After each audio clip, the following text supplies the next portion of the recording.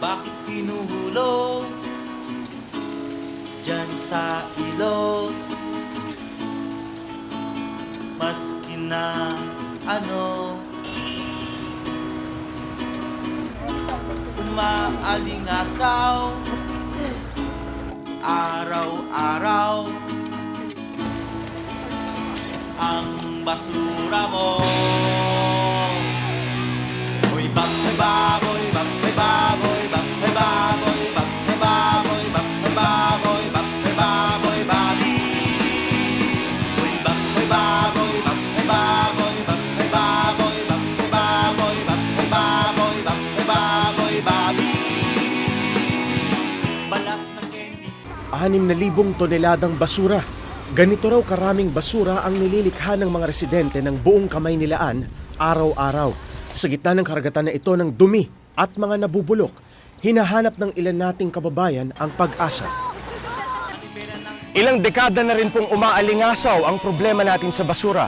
Araw-araw ay lumilikha tayo ng libo-libong tonelada ng dumi, nagbabanta sa ating kalusugan at sumisira sa ating likas yaman. Magandang gabi po sa inyong lahat. Ako po ang inyong kapuso, Jay Taruk, at ito ang Eyewitness.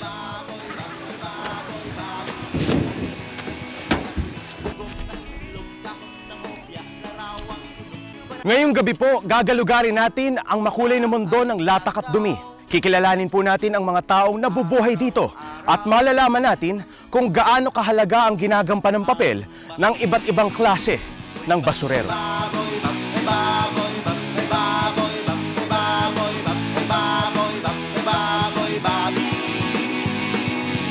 Balat ng candy, basag na bote, upos ng yosi, bulok na karne, plastic ng mami, tulong ng kotse, tubo ng baby, malis na putahe, balat ng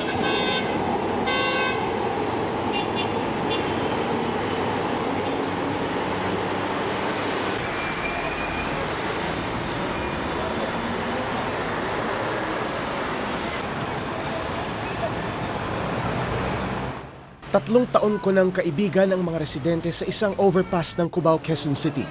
Nasaan yung kahon mo ngayon? Saan ka nakatira ngayon? Pa, pinaalis siya kayo dito? Oo, nilalas din na yung iba. Ba't di ka umalis? Ako, hindi naman ako pinapalis eh. Tinanong ko ba kung gusto mo umalis? Tinanong ako, sinabi ko, nag-aaral pa yung anak ko eh. Dali ang naging, ano na lang kagawad, nilinis-linisin ko na lang daw. Tapos wag na ako magpapapasok ng ibang pamilya. Sabi sa akin. Pero dumami ulit. Mga dati na rin yan, mapipigil mo ba yan? Tawagin na lamang natin itong barangay overpass. Tahanan ng mga taong kalyeng tulad ni Imelda. 4 ang anak ni Imelda. 3 dito ay namamalimos. Imelda, paano kayo nagkakasya dyan pag natutulog?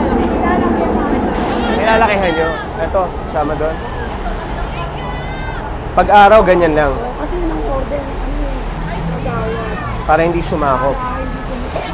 Kung dati may 12 pamilyang nagsisiksikan dito, ngayon mga 6 na pamilya na lang dahil sa rescue operation ng DSWD. Mula sa basura ang mga pinagtagpi-tagping karton na kumakandong sa kanila, umulan man o umaraw. Mula rin sa basura ang ipinantatawid gutom. Ang tawag nila sa mga pagkain galing sa basura, batchoy. Di ba marumi na yan? Sabi nila marumi, pero sa amin, kaya namin mahihirap walang marumi sa amin. Oo. Hindi naman kami mamamatay sa dumi.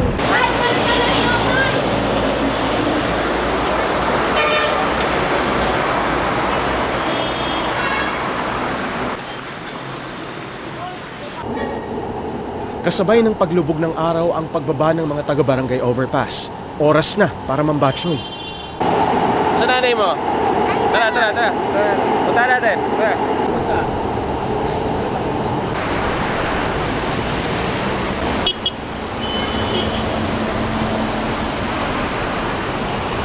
Alma, hindi kayo inuhuli ng gwardiya? Hindi kayo inuhuli? Ha? Anong sinasabi sa inyo?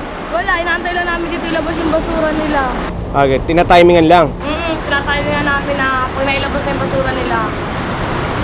Eh ngayon wala pa yata, hindi namin alam na ilabas na Hindi kayo binabawalan ng mga manager, gano'n? Hindi naman. Anong sinasabi nila? Wala sila sinasabi sa amin, inaantay lang namin ilabas yung basura. Sa harap ng isang 24-hour Chinese fast food restaurant, hinintay namin ang basurang ilalabas ng mga waiter.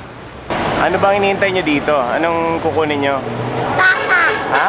Baka. Baka? Yan po. Ano ba? Tawtawan ng manok. Sausawa ng manok? Ano, ketchup? Ayun, yung nasa litrato. Gusto mo yun? Ha? Turo mo. Nasaan yung gusto mo? Lapitan mo. Ha? Karaniwan, sa litrato na lang nakikita ng mga anak ni Imelda at Alma kung ano ang itsura ng mga pagkain ito sa hapagkainan. Sa pamamagitan ng pambabatsoy, natitikman nila ang ilang piling pagkain na walang bayad. Pero mukhang mabibigo ang mga bata ngayong gabi. May ibang grupo na raw na nauna sa kanila. Kailangan kunin mo yung lahat ng basura dyan. Kailangan na walang itira. Ano oras to kinuha?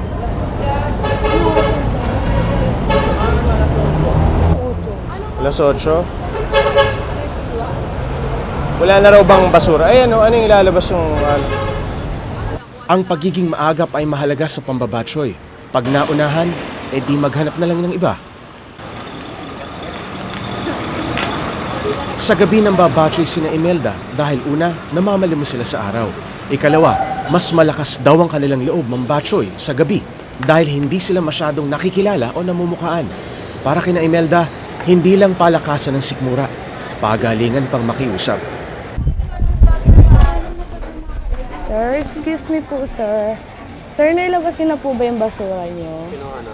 Kinuha na po. Salamat po. Kuha na. Paminsan-minsan lang yan, pare.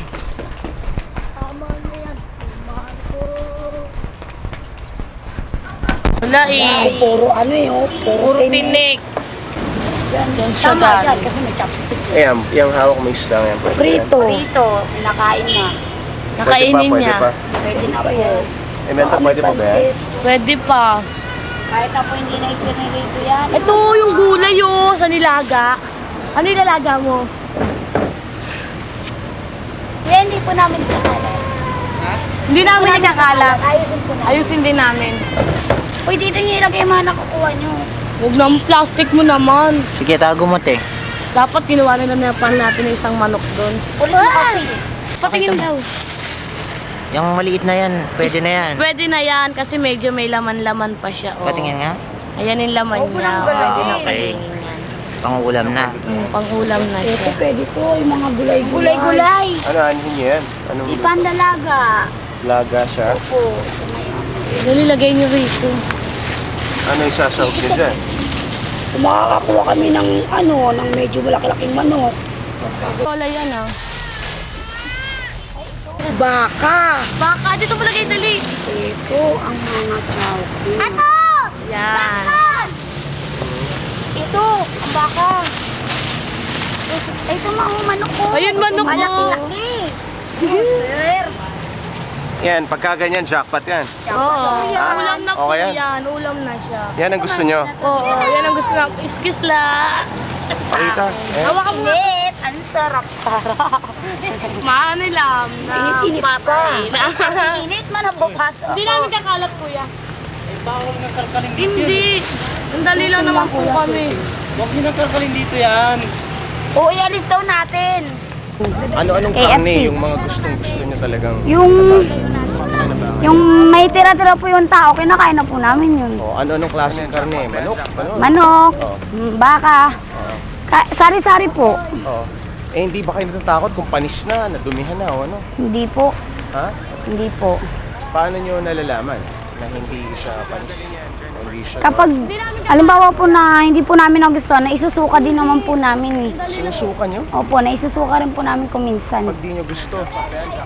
Pero pagka matinu-tinu pa yung amoy, kanina may nitinit pa, di ba? Opo. Pwede pa yon. Opo, ang sarap-sarap nga po eh. Tawag sa inyo, Batchoy Queen, no? Bakit Batchoy Queen? Hindi naman po. Wala po. Hindi ka Malay naman ko po. ka-Batchoy. Ha? Hindi ko po alam si ate po nagbansag sa akin noong Mahilig ka lang talaga sa Batchoy. Apo. Ha? Eh, kung may pera ka, ibibili mo ba ng pagkain? Opo, para po sa mga kapatid ko. Mas malinis. Pero pagka ganyan, okay na sa'yo? Okay na po. Basta po yung may makakain po yung mga kapatid ko. Matapos ang ilang oras ng paglilibot namin sa iba't ibang basurahan ng Cubao, napagod na ang grupo. Tingin ko mga 3 kilong batcher na ang kanilang nakolekta.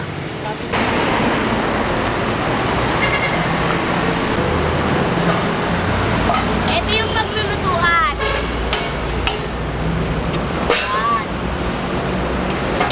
Ito yung mga... Bawang naman sikat, hindi naman maligigisa. Maligigisa? Walang bawang. Sibuyas. Sibuyas na lang, tinalalagyan ng bawang. Oo, pwede yun. O, yan na lang daw. Isang daw. Baka makapakan din. Ready?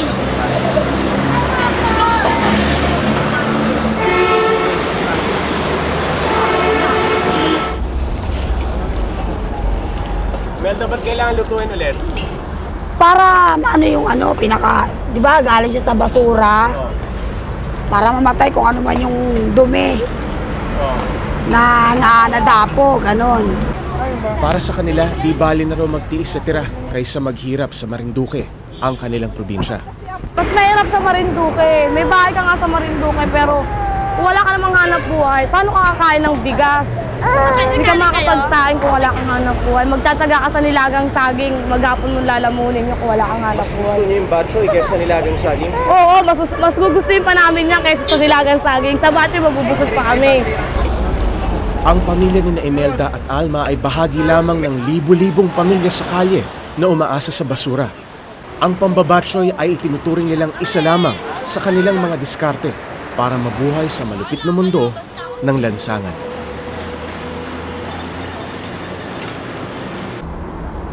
Ang pagkain ito ang pinaghirapan ng mga pamilya dito sa overpass.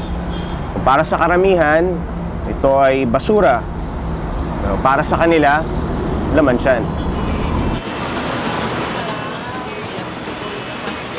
Batchoy. Sige, kain ka rin! Simple lang yan! Bugok na itlog, dahon ng hopya, larawang sunog, bibig ng isda, salaming durog, sisila ng suka, putas na lamog, lakang sira-sira, patulog na ako na rin ng Yes! Yes! Yes! O yes!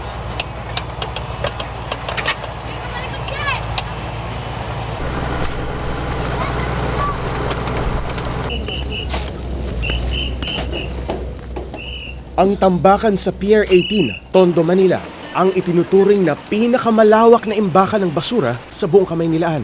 Masasabi mong isa itong dambuhalang basurahan.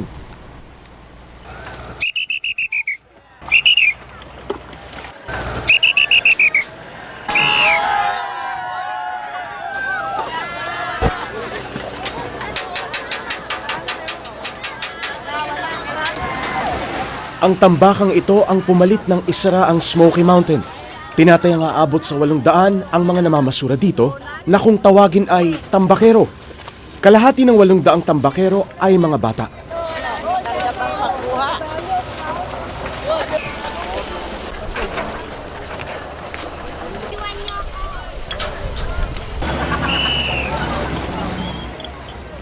Karamihan sa mga bata ay mga anak ng mga tambakero. Ilan sa kanila ay pinilit ng kanilang mga magulang na mamasura.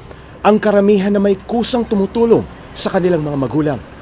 Sa maghapon, tambakan ng nagsisilbing workplace at playground ng mga bata.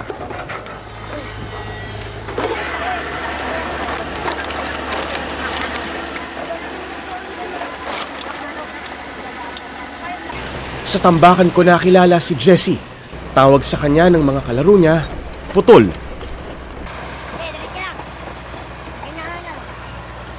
Bakit putol? Kasi yung matatanda sabi sa akin, putol. Bakit Kasi putol? Ano ba nangyari? Ha? Naputol kasi yung kamay ko. Asan? Patingin. Ito. Ano nangyari dito? Ano nangyari sa kamay mo? Compactor ko. Umakas po ako. Naputol. Umangkas ka sa compactor. Bakit ka umangkas? Kasi gusto.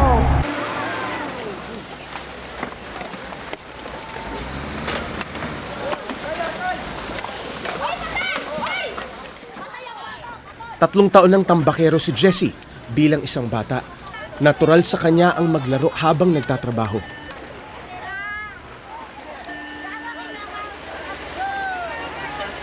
Ba't di ka nag-aaral?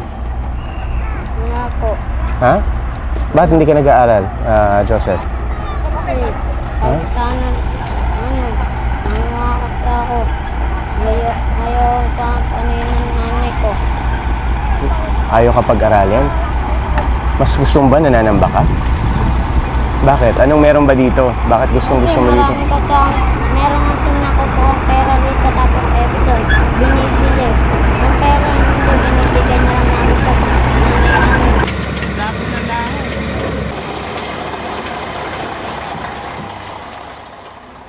Labas-masok ang dump truck sa Tambakan na sanhi ng peligro.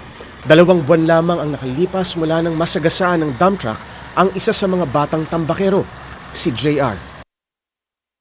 Naligo siya ng maga, sabi niya, Nay, alis na ako, Nay. Sabi ko, sige, nag-iingat ka.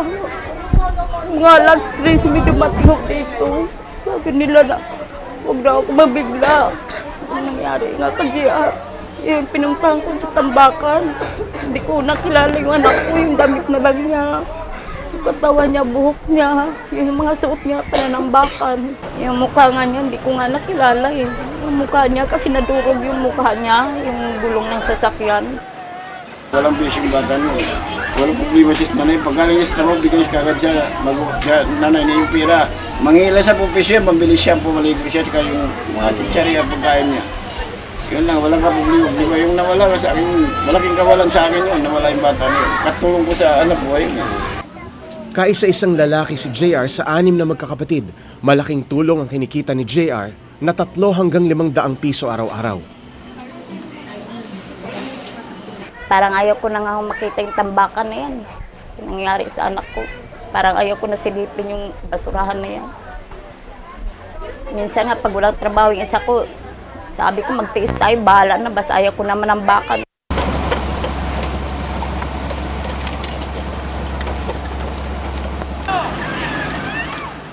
Pero sa obserbasyon ko, hindi nila iniinda ang mga banta, lalo pat kumikita ng kaunting pera. Kung minsan, nauuwi pa sa pambili ng droga ang kinikita maghapon sa Tambakan. Yung pambili mo ng rugby, dito mo kinukuha? Oo. Ganun? Magkano ba pambili ng rugby? Ha? Rugby ka. Ha? Biga. Magkano ba pambili? Magkano ang pambili? 5 piso bumibili. Ha? 5 piso. 5 piso. Eh nakakamagkano ka dito maghapon? 200. Ha? 200. Para yung sama ng loob sa magulang ko nawawala. Habang mas mabalo mo sa magulo mo? Minsan lagi ako pinapagalitan. Oo. Tapos? Wala, yun lang. Ha? Pag napagalitan ako, nag-rugby ako. Madalas ka ba dito sa Tambakan? Ha? Ayun na. Kailan nagsimula?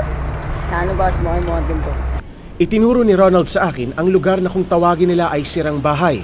Dito sa Sirang Bahay, nagra-rugby ang mga batang ito na may edad na 10 hanggang 16. Maraming nabibilan dito ng rugby. Marami. Ha? Nagpapautos lang ako eh. Huh? Namabarkada ako, nagpapautos lang ako bumili. Ahatid ka sa inyo mga unghang pa rin pangaunghang. Mga tanga, kagaya nyo. Kaya kung sa inyo, kung nga nyo, mga sa inyo. Kung kain nyo, what is? Talagang ang pagiging batang tambakero ang isa sa pinakamasahol na uri ng child labor ayon sa definisyon ng International Labor Organization Convention 182. Sa pagiging tambakero, na-expose ang mga bata sa dumi, lason, matitinding kemikal at mga aksidenteng delikado sa buhay. Nakasasagabal din ang pagiging tambakero sa pag-aaral at pag-unlad ng mga bata. Veterano ng Smoky Mountain si Kaising noon pang 1960. Laking pasalamat na lamang ni Kaising sa kabila raw ng dumi ng hangin sa Tambakan, umabot pa siya ng mahigit 50 anyos. Gaano karami yung nananambak noon, mga panahon na Hindi yan? lang ho. Puro mga wala pang sandaan. Wala pa yung sundaan. Ay, marami. Ano, bata, matanda noon? Swerte. Isa, tawa kami ng ginto. Ginto? Sing-sing. May mga lasing isa. Tatapon. Sa bahay ni Kaising nakatira ang 3 henerasyon ng tambakero, ang kanyang anak at pati na rin mga apo.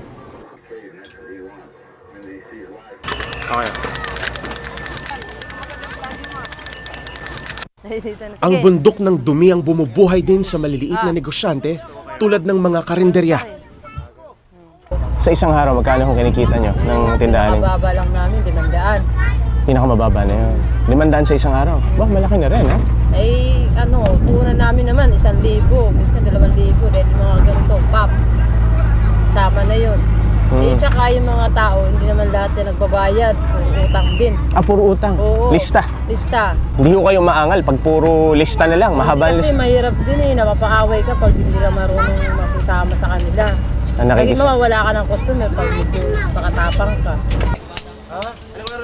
Nariyan din si Kajaime, dating tambakero, pero ngayon ay may mini junk shop na. Pag nakaipon na sila, tatakbo na sila sa mga bayan. So kayo, nakikinabang din kayo dito? Nakikinabang din talaga kami. Dahil tumutubo rin kami ng konti. Ano ho ba ang nais talaga ng mga tao dito? Ba't hindi ho sila malayo dito sa Tambakan? Kung minsan yan din ang isa sa mga mga pinag-iisipan ko kung sa tagal ko na dyan, halos iisa lang din ang nagiging sagot sa mga tanong ko yung kumikita kasi. Matapos makipagkwentuhan sa mga veteranong tambakero, sinubukan kong makipagsapalaran ng ilang oras sa tambakan.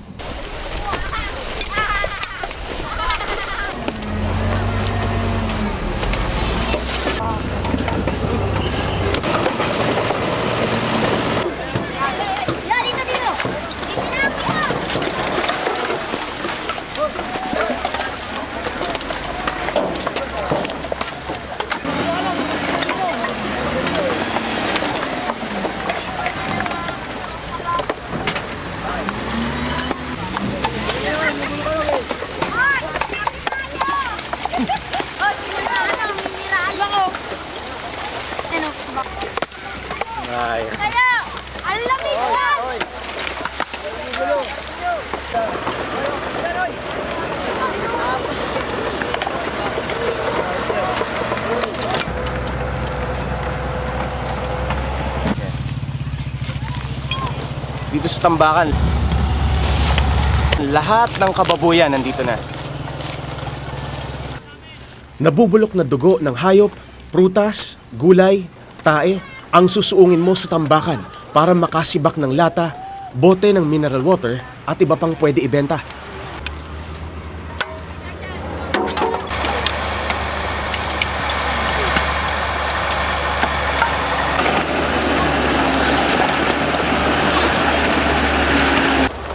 Ito yung bahagi ng Tambakan na pinagkukuhanan ng hindi masyadong makasabay dun sa malalakas kumuha.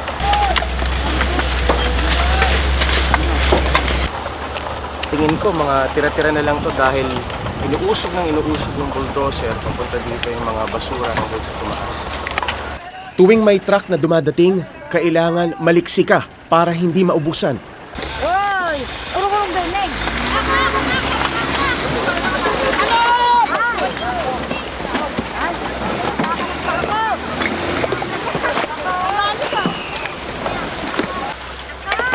Makalipas ang ilang oras ng pangangalkal, Bili kayo lahat.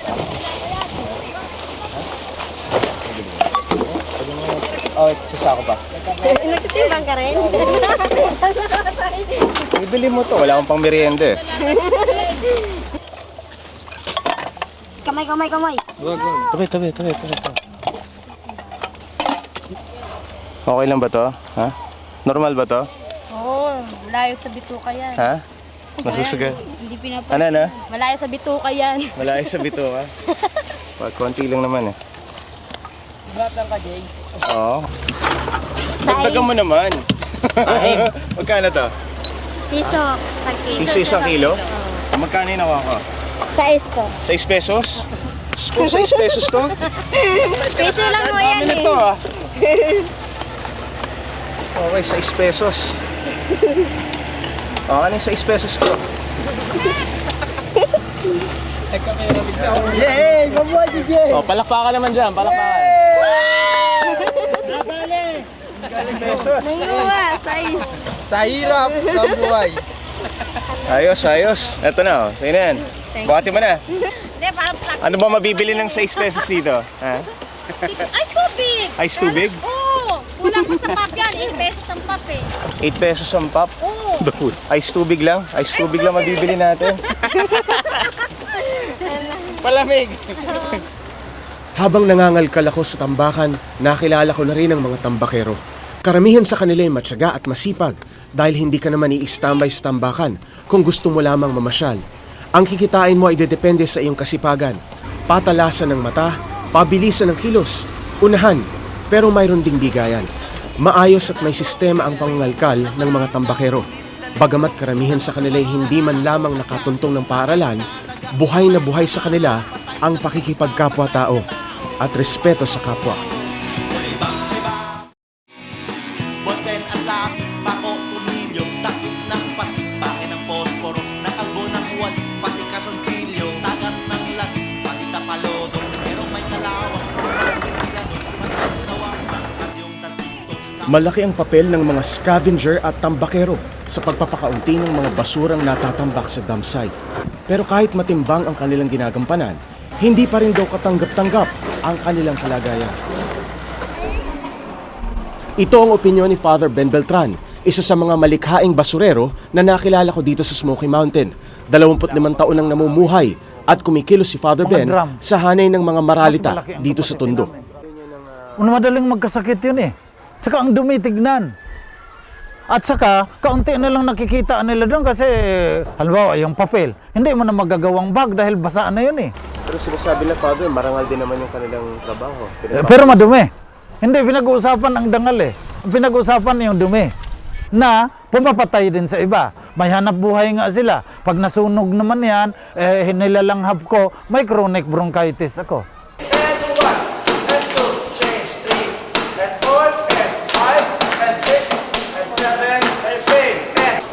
Isa sa pinakaaktibong paraan para maisulong ang environmental awareness ay sa pamamagitan ng sining. Katuwang ni Father Ben ang mga kabataan ng Smoky Mountain sa paglalahad kung papaano malulutas ang problema sa basura. Ang mga batang ito na dating tambakero ay nangangarap na makaahon, hindi lamang sa hirap, kundi sa pagtingin ng lipunan sa kanila. Gusto ko lang malaman nila na yung mga bata sa Smoky Mountain, kasi ang tingin nila sa mga taga Smoky Mountain parang tambakero lang, ganyan-ganyan. Dati nilalait nila, sabi nila namamasura lang daw. Hindi, alam niyo po, ang taas-taas ng mga pangarap ng mga bata yun. Dating tambakero si Angela, naengganyong magtrabaho sa dump site dahil sa kakulangan ng kita ng mga magulang. Natatandaan ko, makain ako noon.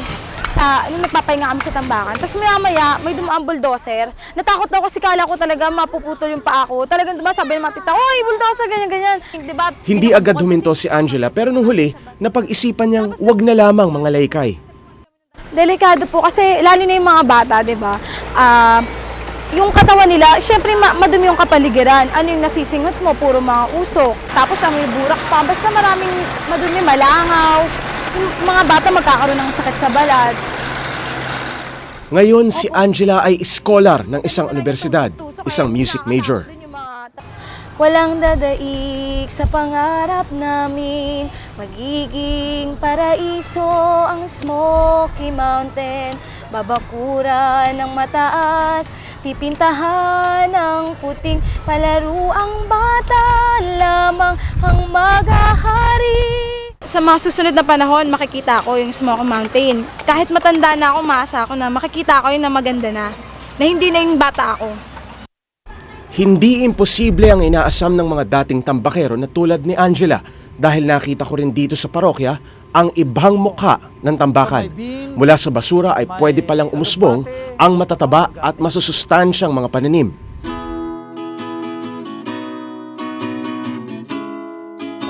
Makagawa ng mga handicrafts na pang-export at makapag-angat ng antas ng pamumuhay ng mga tao dito. Sa pamamagitan ng Smoky Mountain Resource Recovery System, isang NGO na kanyang itinatag, naturuan ni Father Ben ang 3,000 pamilya ng alternatibong pamumuhay.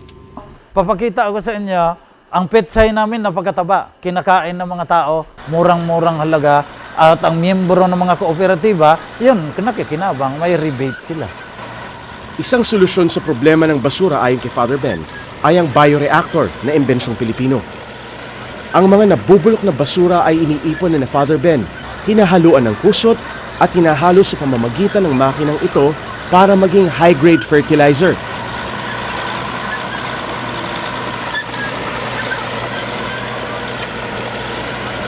Nagtatanim na ngayon ng mga mamamayan ng mga produktong gulay na di nilalagyan ng chemical fertilizers at pesticides. Ito ay isang alternatibong kabuhayan na nagbibigay na rin ng pagkain sa mamamayan. In 8 years, solve namin. 20% na lang kailangan itapon sa landfill. So, yun ho ang aim nyo talaga? Yun ang pupursige namin. Dahil kami na mamatay kasi. Yes, nasaan si Jess? Nasa TV na si Jess. Hindi lang ang mga naninirahan sa malapit sa tambakan ang malamang na magkasakit at mamatay dahil sa dump site. Ayon sa report ng House of Representatives, kumakatas ang lason at basura mula sa tambakan ng Pier 18, pumupunta sa Manila Bay at nilalason nito ang dagat na bumubuhay sa napakaraming mangingisda mula sa 3 rehiyon. Tignan ninyo kung sinong kumikita. Dahil maraming pera sa basura. Pero ilan lang ang nakikinabang, hindi pa nalulutas. Open dump site, pinagbabawal ng Republic Act 9003. Putpot na lipstick, popsicle stick, barbecue banana cue, kaya fishball stick, itim na toothbrush, na piping toothpaste, tinga sa toothpick, at toxic waste na mantika.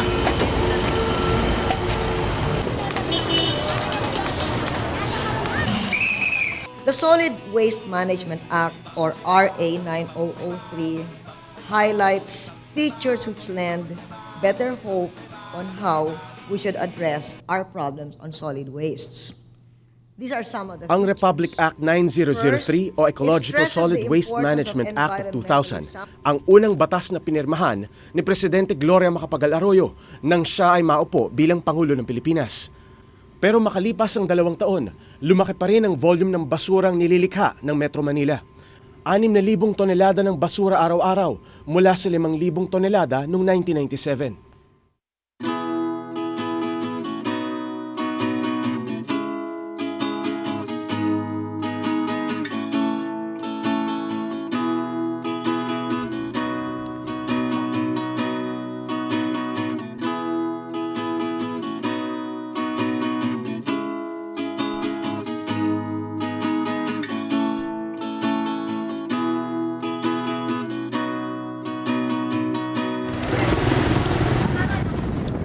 Household name na si Bayani Fernando ngayon. Bilang self-proclaimed janitor ng bayan, determinado siyang linisin ang Metro Manila sa pinakamabilis na paraan. Hindi siya naniniwalang dapat ipalaganap ang ideyang may pera sa basura. They die there, no? And there you die of disease in there, or you die raking, no? Even you grow old and never to get rich in there. How do we address the problem of livelihood in the dump site? Do you have a proposal? Well, if we cannot find livelihood for them, I think let's operate this and let's collect taxes from these factories. And probably it may even be cheaper for government just to feed them. Dito lamang sa Metro Manila, no, tinataya dyan mga 40,000, 30 to 40,000 yung mga scavengers eh. Sila ang gamitin mo to organize yung collection sa communities. Separate collection. Yun naman ang sinasabi ng batas eh. Ang gusto ni Chairman Fernando, pag samasamahin lahat yan at doon iwahiwalay sa tambakan. Eh, anong kinaiba niyan sa Smoky Mountain? Anong kinaiba niyan sa Payatas? Di ba doon din naghihiwalay yung mga scavengers? Pinito ang inaalok niyang sanitary landfill. Ginawa ni Fernando ang Ang gustong ipatupad ni Chairman BF ay isang modernong waste processing facility na balak itayo sa Chaong at Candelaria, Quezon. Anong vision po natin with this project? With this project, one, we clean up Metro Manila. Okay? And two, we give the host community an industrial zone. Gaya ng inaasahan, tutol ang mga residente ng Quezon sa plano. Gusto mo ba ng mabaho sa tabi ng bahay mo? Gusto mo? Siyempre, ayaw. Yung Diga Candelaria, ayaw din nila ng mabaho, ayaw din nila ng daga at langaw. That can generate jobs, can generate income, and start them off industrialization.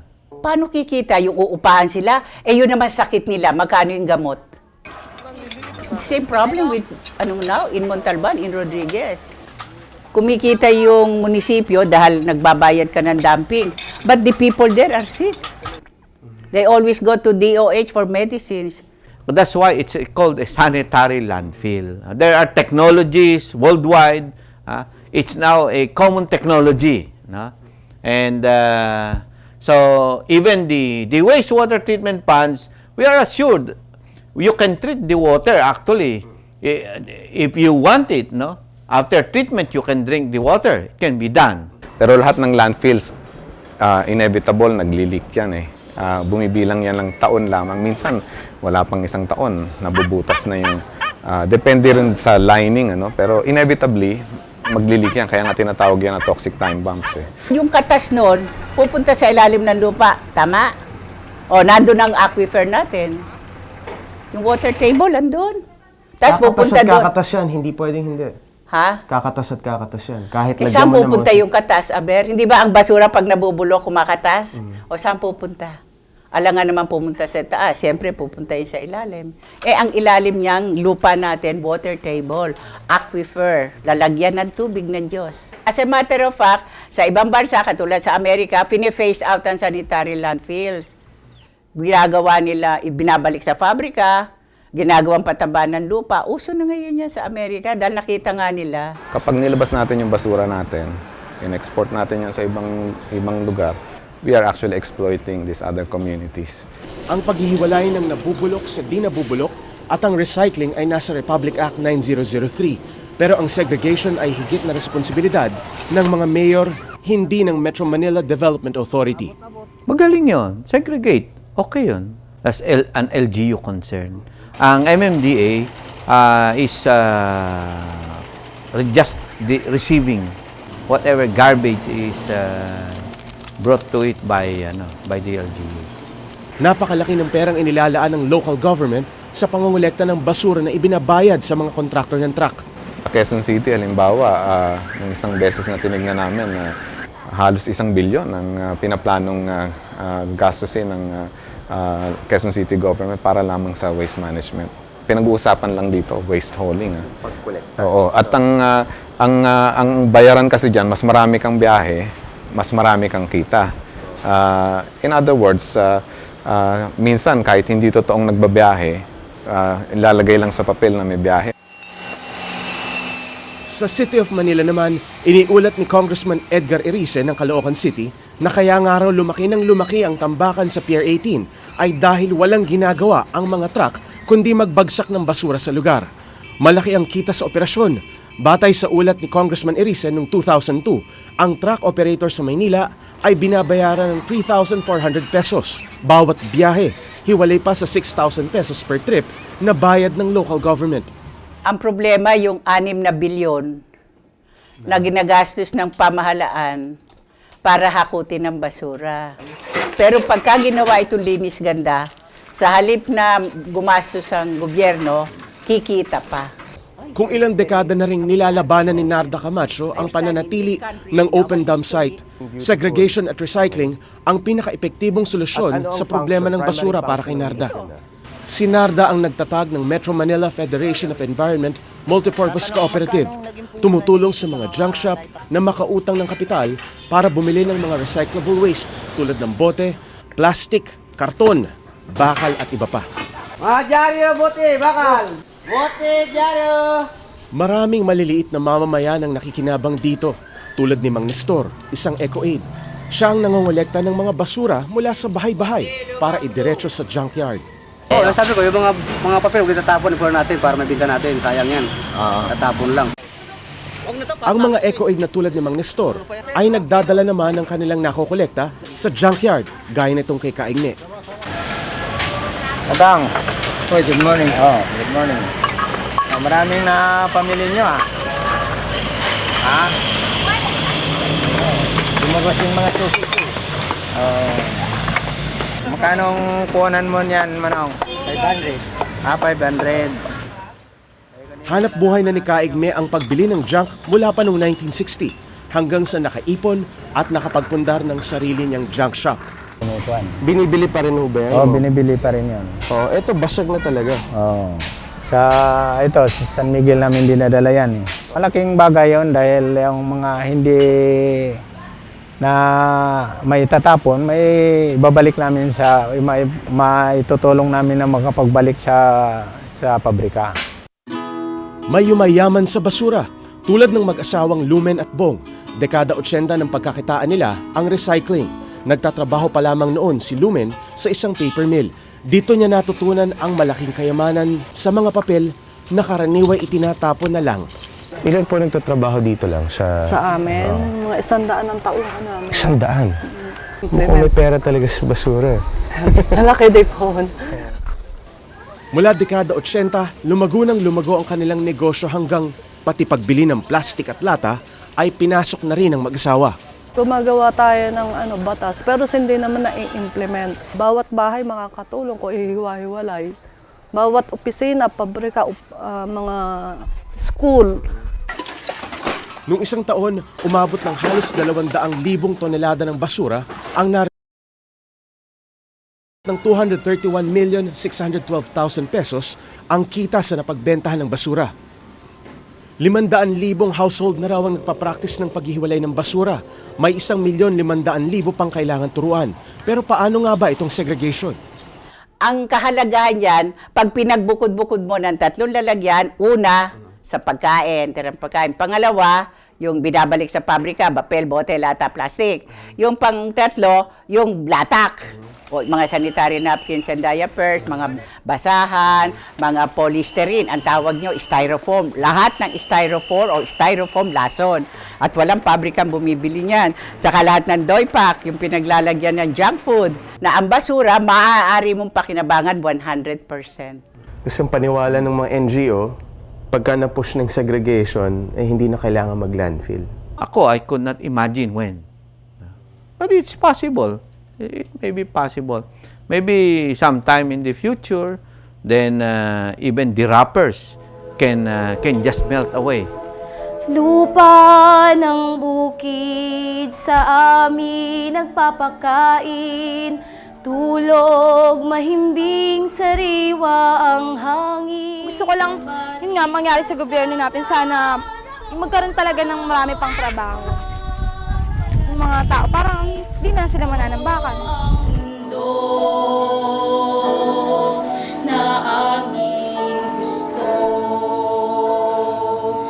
magkaibang paraiso.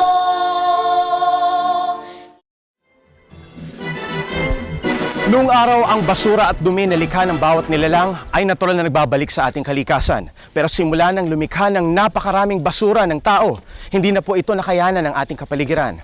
Ngayon, sa tindi at lawak ng problema natin sa basura, iginigiit na ng mga namumuno ang mga solusyong lumalabag sa batas ng kalikasan.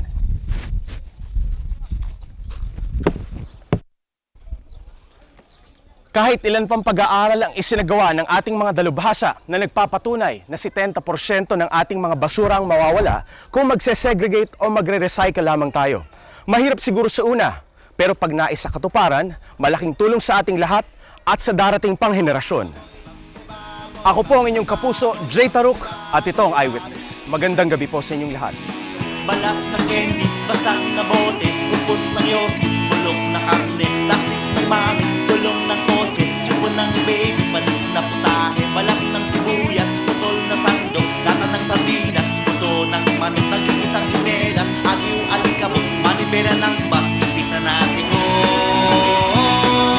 bugok na itlog, kahon ng hopya, larawang sunog, bibig ng isda, salaming durog, sisila ng suka, putas na lamok, lakang sira-sira, natuyong dahon, baril ng robot, katod garapon, iba't ibang abubo, kahanang sabot, buhok na kulot, hala ng ibon, kamang sinusok.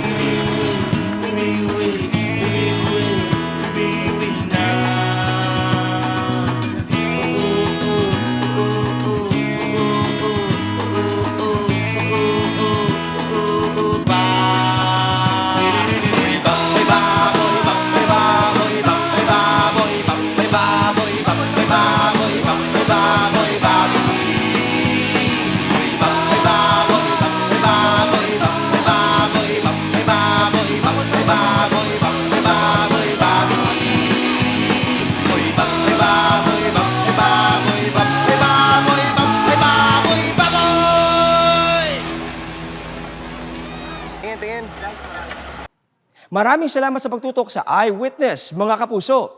Anong masasabi nyo sa dokumentaryong ito? I-comment na yan at mag-subscribe sa GMA Public Affairs YouTube channel.